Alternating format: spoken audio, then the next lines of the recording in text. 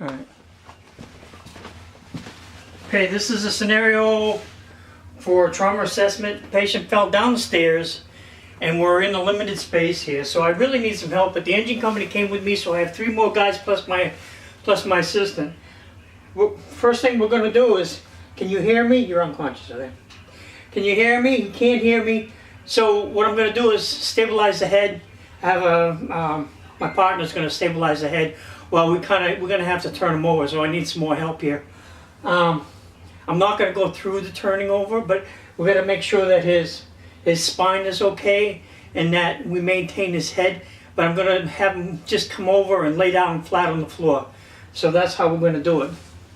All right, he is not breathing. I can see that he's not breathing, so I've got to get him over so that I can take care of his airway. He has a pulse, but it's rapid and weak. I can feel it. But he is unconscious and he's not responding. So we're going to turn him over. I've got some assistance here. We're going to turn him over and we're going to lay him on the floor. So he's just going to lay down on the floor. All right. So now what I'm going to do is, the first thing is, he's still stabilizing the head, and we've got to check his airway right now because he's not breathing. So I'm going to actually do a jaw thrust, and I'm going to put an oral airway in there. If he takes it, he does take it. So we're going to have another guy that's going to be bagging him with 15 liters high flow O2, and at a rate of 5. It actually is 10 to 12 respirations per minute, and that's what I'm going to go for. All right, so other than that, I'm going to check for it. There's no other deformities, no other anything that I can see.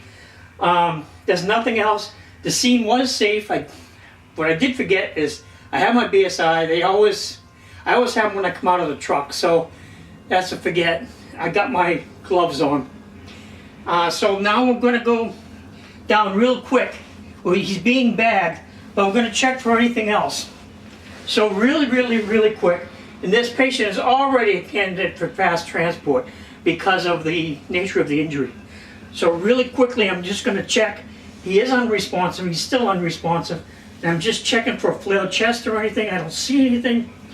I'm going to check the arms. I don't have a very weak pulse. Very weak pulse. Nothing broken that I can see. Nothing broken that I can see. All right. So that's the quick survey. Now what I'm going to do is go over, check his head, see if there's anything there, check and see anything out of the ears. I'm going to check his eyes. They're actually sluggish, right? So I'm going to note that. I'm having one of the guys, if he can get in there, he will get in there, do a baseline, because I want a baseline on this guy right now. So now I'm going to come down really quickly, down through the chest, down through the abdomen, really quickly to see if there's anything tender or anything. I did that already, but I'm going to do it again. Check the hips. Nothing noticeable there. Check the pulses down in the feet, around the ankles. And I really don't have much of a pulse down there. So at this point, I know he's going into shock. We know there's a problem. I'm going to put a collar on him because we're going to have spinal immobilization. I'm just going to roll him to his side and check his back. Make sure there's nothing protruding or any problems there. The step off is not there. There's no JVD, no nothing like that. The only thing is he's unconscious and his pupils are non-reactive, right? They're slow. So we're going to get him into the rig right now. We put him on the board, put him in the rig, and then now I'm going to do everything else. Because now I've got to do IVs, so I'm going to simulate an IV. I put him on the monitor. So we put him on the monitor. We check the rhythm, put him on SpO2, capnography.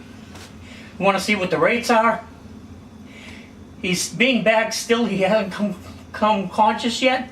So he's still unconscious, but he's starting to move around a little bit. So you can start moving a little bit. All right, so he's starting to wake up. Now, if he wakes up more, that AOPA is going to have to come out of his throat. All right. So we're going down really quickly. We're doing the IVs. I'm gonna check his blood sugar because why did he fall down the stairs to begin with? Neighbor that found him actually said that he's been having problems with his blood sugar. So check his blood sugar, and I've got a 40. So the 40 means that I got to push some D10. So I got the D10 and I'm going to push it. With the IVs already started. I already started an IV in this arm. So I'm going to push the D10, see if that helps at all. And I may want to put another IV in on the other side, or at least a lock, just in case. Everything else, secondary surveys, nothing. He's starting to come to. So now he's got that airway in there, so you're kind of gag. All right, so the airway comes out because he's starting to breathe on his own now.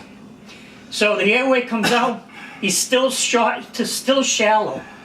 The breath sounds. Check for the breath sounds now, because he is breathing. I do have breath sounds on both sides, so he's starting to come out. It may have been the D10 that helped him. So we'll see what happens, see if he wakes up anymore. And then we need to get, he's in the ambulance now because we picked him up and we brought him in. We had 4 other guys here, so we got him into the ambulance on a backboard, collared, and all of that. So he's starting to wake up. Can you hear me now? You can answer me now. Yes, I can. Yes, hear you. okay, so we don't need to bag him anymore. His SpO2 is still a little low. It's about 94, 93. So we're still going to keep him on some O2. So I got a non-rebreather on him. Does that bother you, mask on your face? Okay, non-rebreather on him. And, high flow O2 non-rebreather. And see if that helps bring up his saturation. I've got everything going on. So, the monitor is not showing anything. I see a normal rhythm on the monitor. So I'm not seeing anything. The blood pressure was 190. 90 over about 60. And at the beginning, from the vitals at the beginning. And the history that my partner got from the bystander and the neighbor, just the only thing that I have there is that he did have problems with sugar. So hopefully that D10 helped him. So we're going to still get him checked out. And we need to still maintain that spinal precautions. So he's got the collar on, just a little padding around the head. He's on the stretcher now. He was taken off the board because we had put him on a board just to get him into the ambulance and onto the cot. Other than that, we're going to monitor him every 5 minutes. We're going to do our report to the hospital. He is coming out of it now, so he's in better shape. He can answer my questions. Do you know what day it is and all that time now? Yeah. You can? Saturday. It's Saturday, okay. Yeah. And your name is Paul? Paul, yeah. Okay. Then we've got all that information. GCS was low. It was about 14, but now it's gone up because now he's breathing and he's talking to me. Can you feel me touching you and your arms and all of this? Mm-hmm. How about if I just touch your legs? Yep. You can feel my leg. Can you move your feet? Yeah. You can move your feet. Your fingers. Can you grab Yeah. my fingers? Yeah, good. Okay. He has good motor response throughout now. At the beginning, he had nothing. So the D10 seemed to help, and hopefully there's not any other underlying issues because of that fall.